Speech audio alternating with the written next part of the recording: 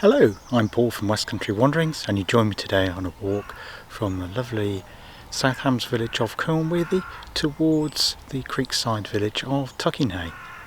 Now here, this spot, we have a choice of woods. We have the Woodland Trust Charlicum wood, which we can go through that way. Or we can also go through via Bowood, which is a recent wood, and I'll show you more about that in a moment. It's a beautiful day here today. Bowood was created in late 2018 and they've actually planted here 13,000 native trees and shrubs, and as you can see from the panel just showing you, it's owned by the Tuckenhay family. So we're here at Cornworthy village, just at the edge of Cornworthy village at the moment, and we're going to go across this way down towards Tuckenhay, across the footpath, explore the village, come back again, look at the mill and the pub, and then we're going to come back across the creek and then up through Charlicum wood, which is the choice of woods which I've just shown you at this location here. So why not come with me and join me on this walk? Now, last night I uploaded a new format, a 5-minute walking video around Dartmouth. It's the first in a series of bite-sized snippets of exploring areas close to me, and I'd love to know your thoughts on that, so drop me a comment if you like that particular format. May well continue with it. So it depends on what you feel of that particular format. I personally prefer the longer format when I'm watching YouTube videos, something I can get my teeth into and finding interesting, but I know some people prefer the snappier bite-sized bits, so for the time being I'll actually be doing both, so you can have a choose which ones you prefer. So this video will probably be about 30 or so minutes on this walk here today on this beautiful mid-March day. Now, as I say, the woodland here was only planted in 2018, so the trees that they've planted are obviously still being supported with the plastic around the base to protect them from animals and also from the wind and from frost. So obviously at the moment it's not looking as photogenic as it may do later, well, it will do in later years, once the woodland, the shrubs and trees take hold and grow, and then the woodland habitat takes root here, literally takes root. And I read a book at the end of last year. Unfortunately I've forgotten the author's name. I'll drop a title on here. But it talks about how trees communicate with each other like a supporting social network. So if one tree is struggling with its roots to get enough nutrition, the other trees will hold fire and absorb nutrients to support the weaker tree. It's an absolutely fascinating book about how woodland habitats work together. And obviously, as with ancient woodlands, those elements of communication becomes stronger and stronger, which is why it's so depressing to see ancient woodland habitats be destroyed. So it's really heartening here to see a new wood being formulated. As you can see, it was 13,000 trees, I believe, and you can see the rows and rows of them. In say 10-15 years there'll be quite a difference to the view here, and obviously at the moment it's a marked contrast to the more established Charlicum wood, which I think was a millennium product, but that's already taken quite hold now. But this will be quite a fabulous spot here. Very fertile soils. We're actually on the banks of the River Dart, and as I've mentioned in the Ditsum vlog, which is just over the way, just a couple of miles, when we were looking at the mill there at Ditsum Creek, not far away. The soil hill very fertile, was as how we've got the vineyard over at Sharpham, and obviously it's very suitable for growing crops and also for general agriculture. Well, I was having breakfast this morning. I was actually watching another YouTuber based in London. I actually prefer more rural areas, but he's a very entertaining vlogger, and he's been following one of the lesser known rivers over in East London, and he was talking about how, despite man's presence and building, obviously since the Industrial Revolution and a lot before that, thousands of years before, the river still remains a dominant force in the landscape. And then obviously in urban areas the rivers can disappear under culverts and they can be built over, but it's still important and remains a key communication hub. Now, the River Dart is one of the 4 main rivers here in the South Hams. I have done a little map. I'll probably do another one just for this one to show you where you are, just in case you don't know the area. We're in South Devon and the South Hams. There isn't actually a North Hams, but it presumably would be in North Devon if there were. It just basically means southern hamlets. There are 3 other main rivers. Obviously the Dart is one of them. The other 3 being the Yam, which is just towards the east of Plymouth. The which goes through Ivy Bridge and ends up at Wannell Beach, and also the River Avon or Orne, which passes through Alton Giffard and ends up at the sea at Bigbury by Berg Island. Now, all of these 4 rivers in the South Hams. Sorry, having to watch my tread here. It's quite a rocky, stony path. They all have their own character. They're all beautiful in their own way. Obviously, the lower reaches of all of them are tidal. The Yam, in fact, goes through 2 boaty type places, villages called Nos Mayo and Newton Ferrers, and that's something that hopefully we'll explore in the future at some point. And it also goes through a village called Brixton. Now, Brixton lay on a former railway line between Yampton and Plymouth, and that old railway again is something I'd like to explore in a future vlog.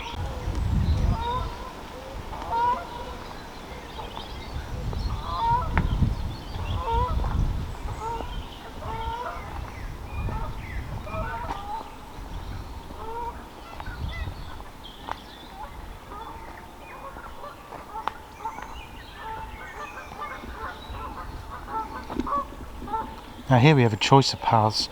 We're heading towards the village of Tuckenhay, so we've reached the banks of the River Dart. It's low tide at the moment. We could actually go back that way, which takes us on a tidal route. It is fortunately at low tide at the moment and goes through Charlicum Meadow, so that is doable. Depends what it's like when we head this way back. So there's the Dart in all its glory, and so we're heading down this way to the village of Tuckenhay. Now, I have actually just come down to this end. You can see, we should just be able to see Tuckenhay in the background behind me there. I just thought I'd have a look at this tidal route first before heading on to Tuckenhay, in case the tide comes in by the time I head back towards Cornworthy. So we'll just have a quick look down this, because I've not been down this path before.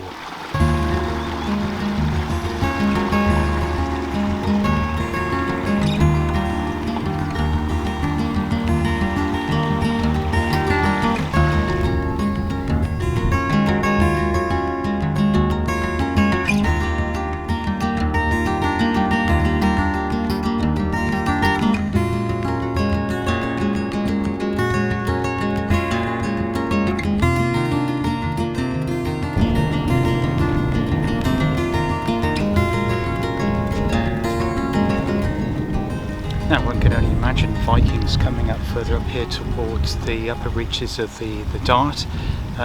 What that would have been 1,000 odd years ago now, just to try and picture the scene. But in some ways this landscape remains pretty much unchanged. Obviously farming comes to the edges of it, but the actual landscape of the river, because of the width of it and the tidal fringes, means that obviously you couldn't build on the land here, because of the bit I'm standing on at the moment is tidal, and I wouldn't be able to be standing here. I'd have very wet feet in a few hours' time. It also means, because of the risk of flooding, that no buildings have come this far forward onto the landscape, which means it's pretty much unspoiled. Now, although I filmed around Dartmouth last night, and Dartmouth is a beautiful town with much history, I'm much happier and feel much more content surrounded by nature and landscape. I feel much more at ease. Though the buildings in Dartmouth and a lot of these historical towns throughout the United Kingdom and elsewhere throughout the world they have interest architecturally, and they're also aesthetically pleasing, but I never feel completely relaxed in an urban environment. I can actually feel like a weight come off my shoulders when I'm surrounded by trees, birds, natures, rivers, that sort of thing, and I'm much more content in the landscape. I feel that it feels more at home for me. In actual fact, I think a lot of people since lockdown, because we've been shut into our homes, our houses, our apartments, flats, etc. One of the few pleasures we've had, obviously we've not been able to go to a pub for a drink or to a restaurant for a meal to meet up with people. One of the few pleasures we have had is to be able to get out and to have a walk. And I think people are rediscovering the true beauty and the true beauty of nature, and appreciate what it has to offer.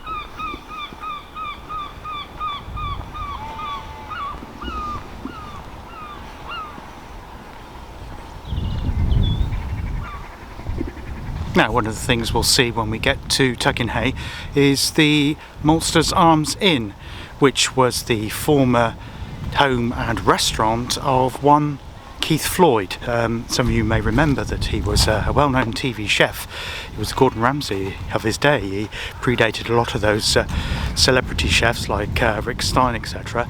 And he owned and ran the pub here for many years. I believe he was a friend of Keith Allen, also of these parts. I know Keith has I think he now certainly did run a cafe in Stroud in Gloucestershire, in another area I'm quite familiar with.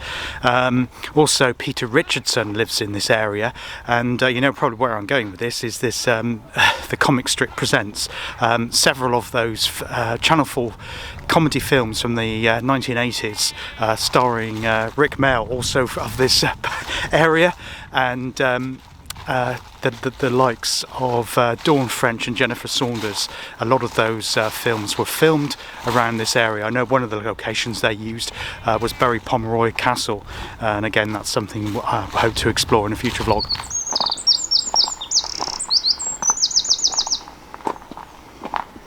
Now that is certainly a seat with a view.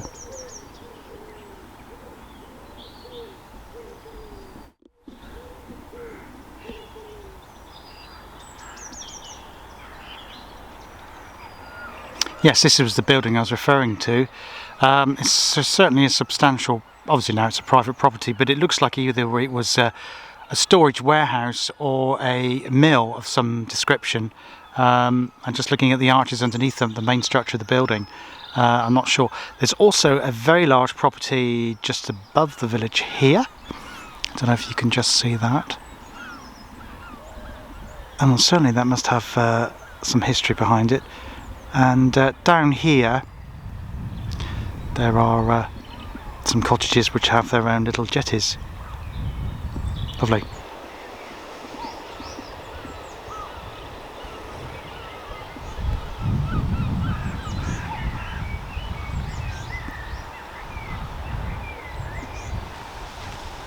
Hello.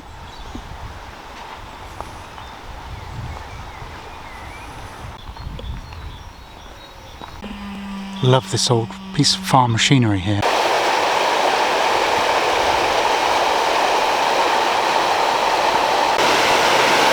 Now this is why what I'm about to show you was such a suitable location for it.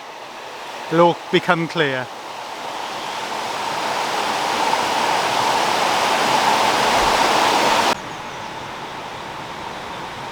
Yes, this is Tuckenhay Mill. Yes, Tuckenhay Mill was a paper mill. It was opened in the mid-19th century and sadly closed at the turn of this century, around about 2002. It was one of the biggest, if not the biggest, employer amongst the villages of Ditson, Cornworthy and Tuckenhay, and also it bussed people in from locations all around. What is stunning is that beautifully restored clock. Now the mill is currently holiday apartments, but the attention to detail to keep the mill in its original condition was painstaking.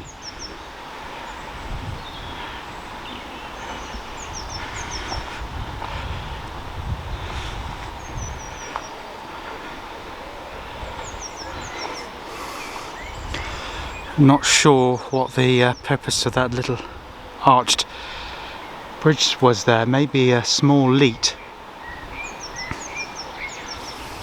As you can see, it was a substantial place.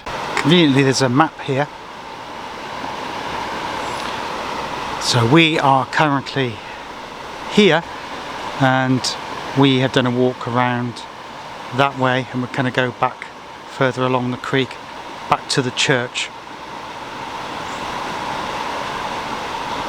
This is Tuckenhay village, and we're currently on what is known as Bow Creek, and the main part of the River Dart is over here. And further upstream we have Bow Bridge with its own pub called the Waterman's. The Sharper Estate, which you've seen on the other one, was up here, and Ditson further on down here. Road sign there further to give us bearings. Interesting to note that Totnes is only 4 miles from here via this way. It's actually 3 miles shorter via this route than via the main road, but it's very... One of the things I just read on the sign is that when the paper mill was running at its height, it was in the 1960s, it actually produced specialist quality paper, including some paper for foreign banknote currency. Now, this is the famous Maltster's Arms that I was talking to you about. Obviously we're still in lockdown, so it's currently closed, but hopefully it'll be open again in May. This is a lovely pub to have lunch here on a nice Sunday. Now I'm actually down the far end of the village now. I brought you to show you some lime kilns, and these were last fired in the 1940s. We'll have a look in a moment. But lime burning in the South Hams started in 846 AD, so well over 1,000 years ago.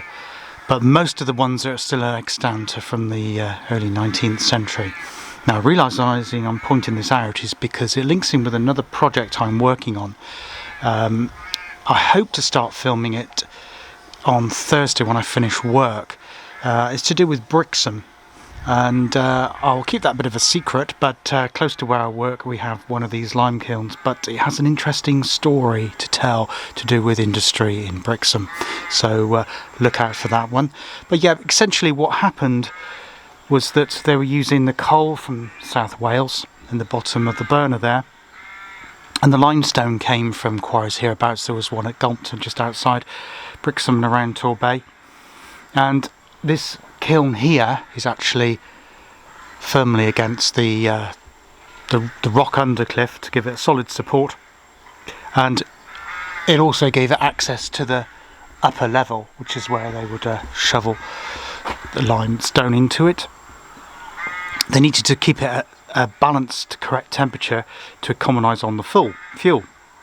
Now, their work was dangerous because of the fumes that it gave off. Obviously, you can imagine it was dirty. And a lot of the cottages here, they would have been people that worked on these kilns, although they did get warm in cold weather, obviously, and it was reputed to be an attractive spot for tramps to keep themselves warm. Essentially, in terms of the chemical reaction, we have calcium carbonate in the limestone that's been quarried. It decomposed with the heat into quicklime and a carbon dioxide gas, and this is called calcium hydroxide, slaked lime, and it'd have to be, you need to keep it dry, otherwise it would decompose and it wouldn't actually be able to be used.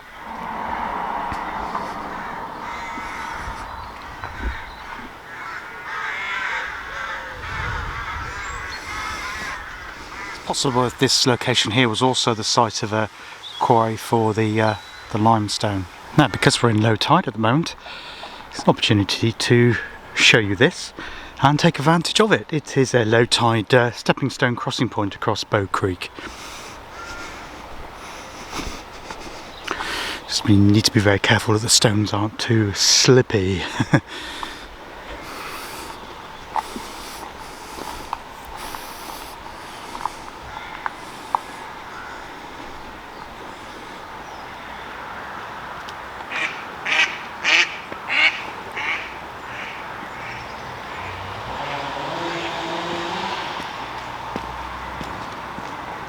Now just heading back towards the village of Cornworthy.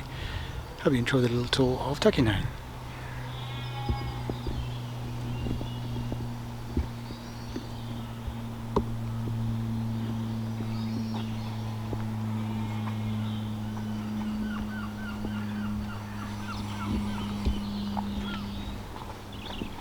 As it was still low tide, I decided to come back via the tidal route. I've not done this before, so I thought it'd be interesting. I believe it actually comes up towards the back of the church, and that's an area I'd like to have a look at. I don't think the church is going to be open, but something we could have a look at. It really has got quite warm here in the sunshine this afternoon. It's about 2:30. I can hear another jet going overhead. I seem to think it was the jets going over from when we were back at where was it, Slapton last Friday. There seems to be a lot of jets there over where we're looking down towards Peasands. So head back to walk on. So we're still following alongside Bow Creek at the moment. Nice and quiet here. Beautiful sunny afternoon. We'll have a little explore, and then what I'm going to do is have a look, see what we can find at the location of the Manor House and the Manor House Gateway, which overlooks the village of Cornworthy.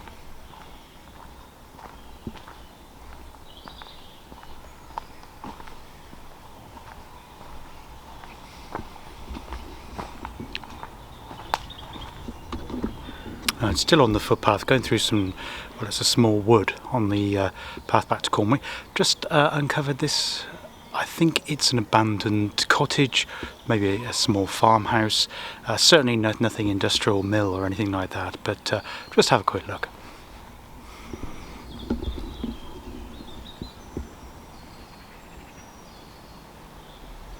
Now the bit about to go across now would be very wet had we been here during high tide, so yeah, just have a look at that. Fortunately it's still low tide at the moment.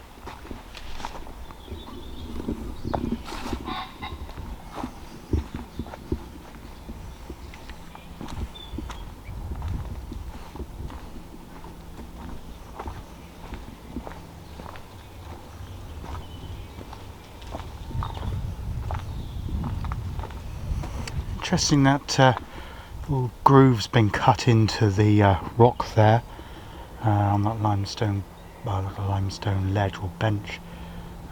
Maybe somebody desired that piece of stone for a building.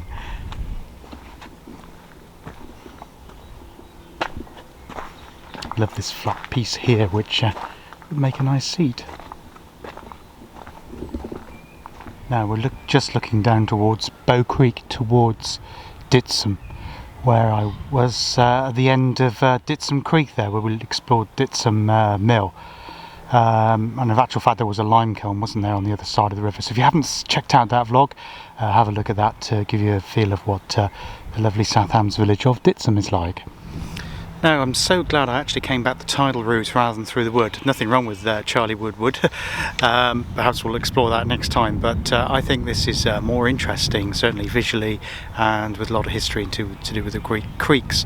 This is a wonderful open aspect location here at the moment.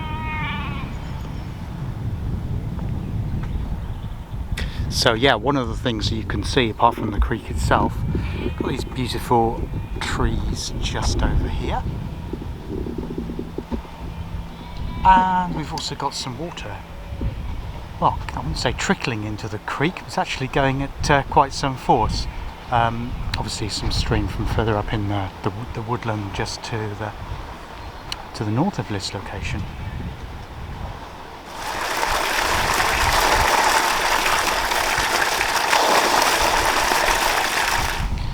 Now the footpath moves away from the creek here, and we're heading uphill back towards the village of Cornworthy, so the path goes up this way. Now we've been climbing up quite steeply above Bow Creek, that's where we're heading, and that's where we've climbed up from. Now our destination is in sight. You can just make out the Priory gatehouse there. It's just to the left of the cream coloured building, and we'll go up and have a look at that shortly. It was the 13th century Augustina Priory of St Mary. And there is Cornworthy.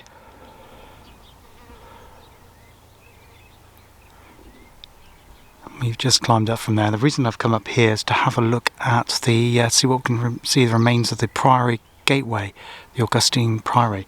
which is just behind me. Unfortunately, it's in a private field, so there will be a bit of dodging through the hedge kind of thing in terms of the view, so there will be a little bit obstructed, but we'll see what we can see anyway. So follow me.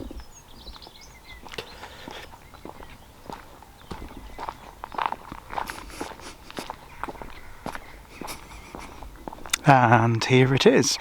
You can certainly see clearly the arch. Now I'm not sure in terms of orientation which way the abbey would have been, whether it was in front of the arch or to the side of it or to the rear of it, because we're not actually on level land here.